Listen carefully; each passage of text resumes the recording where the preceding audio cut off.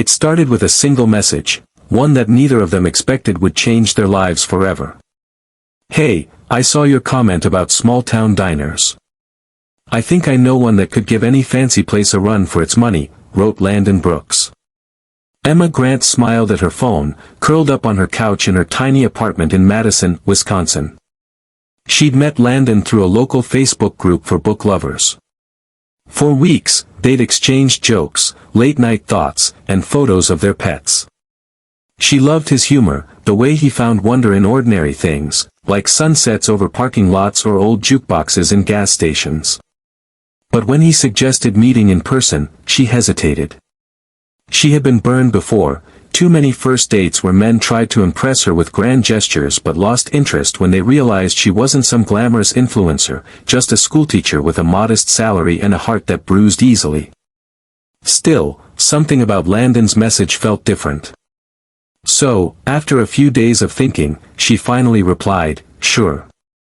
Where's this diner of yours?" He sent her the location, a place called Patty's Place, just off a quiet highway outside town. The night of the date, rain drizzled across the windshield as Emma parked outside the diner. Neon lights flickered above the old sign, casting a soft pink glow on the puddles below. Inside, she could see a few regulars at the counter, chatting with the waitress. It was far from fancy, torn booth seats, handwritten menu signs, but something about it felt warm, real. Landon was already there, sitting by the window with 2 cups of coffee waiting. When she walked in, he stood immediately, a little awkward, like he'd rehearsed it in his head. "Emma? You're even prettier in person," he said, his voice calm but nervous. She smiled shyly. "And you're exactly how I pictured you, except taller." They laughed, the tension breaking instantly. As they sat down, the jukebox behind them started playing a soft old country song, and the world outside seemed to fade. The waitress came over, a woman in her 50s with kind eyes and a notepad tucked into her apron. "What can I get you 2 lovebirds tonight?" she teased. Emma blushed. "Oh, we're just getting started," Landon finished with a grin. "We'll take 2 patty specials, please." As the waitress walked away, Emma looked around. "You really like this place, huh?" Landon nodded. "Yeah. My mom used to bring me here after my dad left. We didn't have much, but she'd always save enough for a slice of pie on Fridays. Said it wasn't about the food, it was about celebrating making it through another week." Something in his tone softened her. She could see it, the boy in him who grew up finding happiness in small things. "That's really sweet," she said. "My parents were kind of the opposite. They pushed everything to look perfect, even when it wasn't." "Maybe that's why we're both here," he said quietly. "Looking for something real." Dinner came, simple burgers, thick fries, and milkshakes that tasted like childhood. They talked for hours, about everything from books and movies to fears and dreams. Emma told him about her students, the ones who reminded her of herself at that age, hopeful, but uncertain. Landon shared how he worked as a mechanic at a local shop, saving up to start his own small business. "You fix cars?" she asked, impressed. "Yeah. Grease under my nails, bad coffee, long hours, but I love it. There's something honest about fixing something broken with your own hands." She liked that. In a world full of filters and pretenses, he was raw and simple. But what struck her most was the way he listened, really listened. No one had done that for her in a long time. By the time they finished dessert, they were the only ones left in the diner. The waitress was wiping down the counter, humming to herself. Landon glanced out the window, then back at Emma. "Do you trust me?" he asked suddenly. She hesitated but nodded. "I think so." He stood and reached for her hand. "Come on. I want to show you something." They stepped out into the cool night air, the rain having stopped. The sky was dark but clear now, stars peeking through the fading clouds. Landon led her behind the diner, where a small hill overlooked the town's flickering lights. I come here sometimes when I need to think, he said. It's quiet. Makes me remember that no matter how hard life gets, the world keeps shining somewhere. They stood in silence for a while, watching the lights shimmer. Then he turned to her. You know, Emma. I didn't want to take you to some fancy restaurant. I wanted you to see where I come from. Because if you can sit with me here, under this sky, eating cheap burgers and laughing at life, that's the kind of person I want next to me. Her eyes softened. She'd never been told something like that before, something so simple yet so sincere. She didn't need candlelight or expensive wine. In that moment, standing beside him under the stars, she felt something rare, safe, understood, and seen. She smiled faintly. Well, I think you picked the perfect spot. Landon grinned, relief in his eyes. So, you're not running off after tonight? Not unless you start quoting bad poetry, she teased.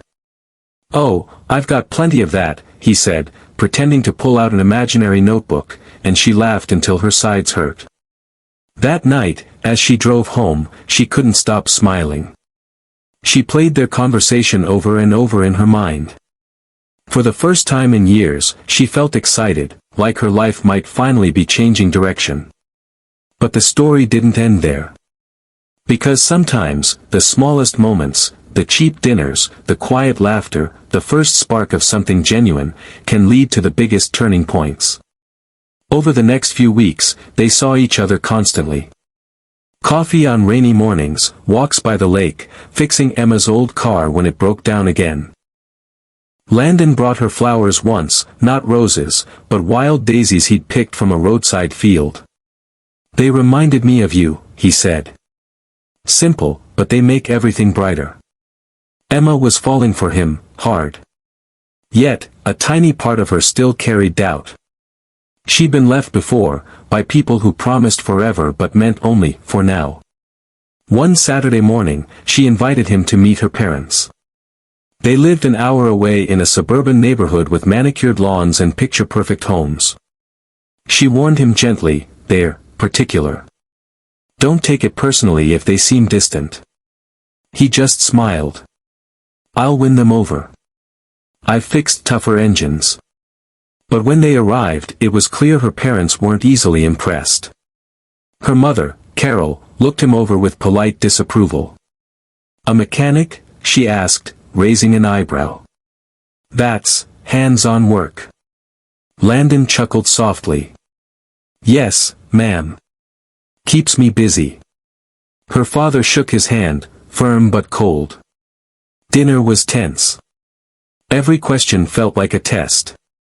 Where did he see himself in 5 years? Did he own property? Was he planning to go back to school? Landon answered politely, but Emma could feel the judgment thick in the air. Her parents wanted someone more stable, someone with a college degree and a big salary. By dessert, she felt her heart sinking. When they got back in the car, Landon was quiet. She reached over and touched his hand. I'm sorry, she whispered. They just don't understand. He smiled faintly, though she could see the hurt behind his eyes. It's okay. I'm not what they pictured for their daughter. But I'm not giving up. She felt tears prick her eyes. I don't care what they think. But in the days that followed, she could feel the tension growing. Her mother called often, subtly planting doubts. You're smart, Emma. You worked hard to build your career. Are you sure this is the kind of life you want? She tried to brush it off, but those words lingered. And Landon, though kind and steady as ever, could sense her distance. One evening, after a long day at school, Emma stopped by his garage. He was under a car, covered in grease, music playing softly from a nearby radio. When he saw her, his face lit up. Hey, you're early. I thought we were meeting later. She hesitated before replying. I just needed to see you. He wiped his hands on a rag, smiling. Rough day. Just, complicated, she said softly. Landon, can I ask you something? Do you ever wish your life was different? He looked thoughtful. Sometimes. But then I remember how far I've come. Every dent, every busted tire, it all led me here. Why? She swallowed. I love what we have, but it's hard when everyone keeps telling me we're too different. He stepped closer, eyes gentle but firm. Then maybe stop listening to everyone else. She blinked, emotion catching in her throat. It's not that easy. He sighed, brushing a strand of hair from her face. Maybe not. The next morning, Emma drove straight to Landon's place. His truck was parked outside, blackened with soot, and the garage doors hung half open like broken ribs. He was sitting on the curb, his elbows on his knees, staring at the ground. She walked up slowly and sat beside him without saying a word. The silence between them was heavy but gentle.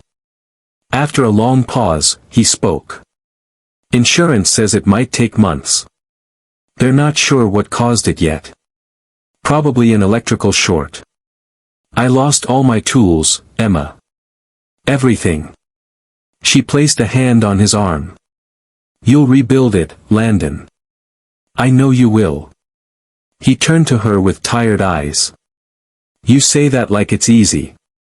It's not, she admitted. But if anyone can, it's you. You're the kind of person who fixes what's broken. He gave her a small, almost broken smile.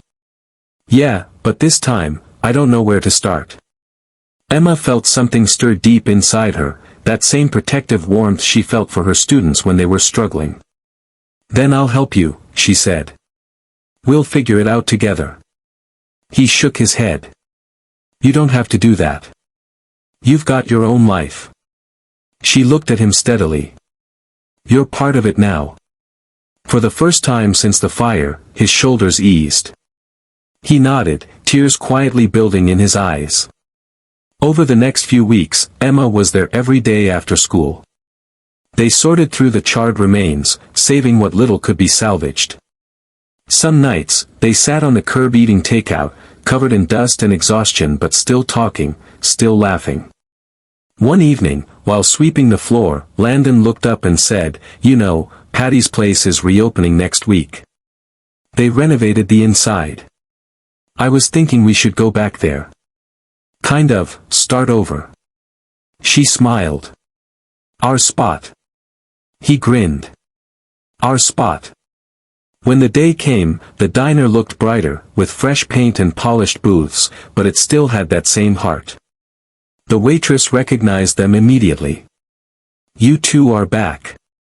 Thought I'd never see you again. Couldn't stay away, Landon said, glancing at Emma.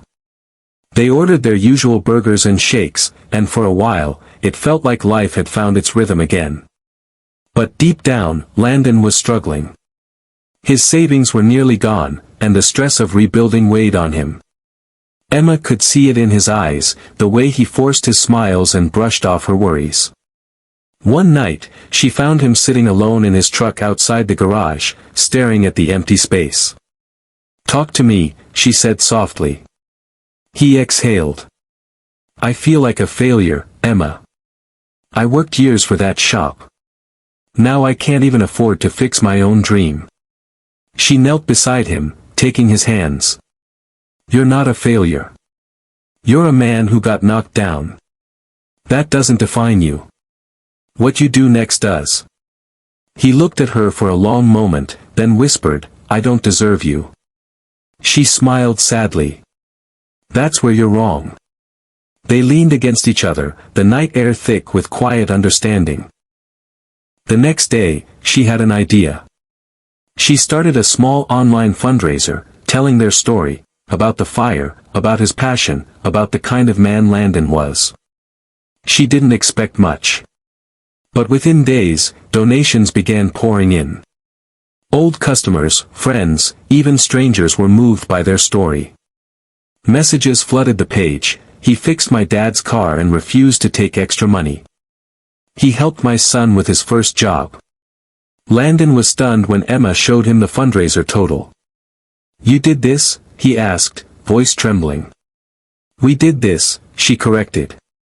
"People believe in you, Landon. You should too." He hugged her tightly, unable to speak. Months passed. Slowly, the garage came back to life. Fresh paint, new tools, and a small sign above the door that read Brooks Auto and Repair, built from the ashes. The day it reopened, half the town showed up. Landon shook hands, thanked everyone, and looked for Emma in the crowd. When he found her, standing near the entrance with flowers, he felt something swell in his chest, not pride, but gratitude. That evening, when everyone had gone, he led her behind the shop, just like the first night behind the diner. The sky was painted orange and gold with sunset. "Emma," he said quietly, "you believed in me when I didn't believe in myself. You held on when everything fell apart. I don't have fancy words or a perfect life to offer you. But I have this heart, and it's yours if you want it." She felt tears spill down her cheeks. "I've wanted it since the first night at Patty's place." He smiled, pulling her close. "Guess I took you to a cheap diner and found something priceless." She laughed through her tears. "You did." Years later, that same diner would hang a framed photo on its wall, a couple smiling under the neon lights, the caption reading, "Where it all began." People would come and ask about the story behind it, and the waitress, now older and slower but still sharp-eyed, would smile and say, "They came in here when life was simple, and they kept coming back when it wasn't." Because love, real love, doesn't care where you eat. It cares who's sitting across from you. And on quiet nights, when the jukebox played that same old country song, Landon and Emma would sometimes stop by, holding hands, ordering their usual 2 patty specials and a chocolate shake to share. Because for them, that little diner wasn't just a place, it was a reminder of where faith, resilience, and love first found their seat.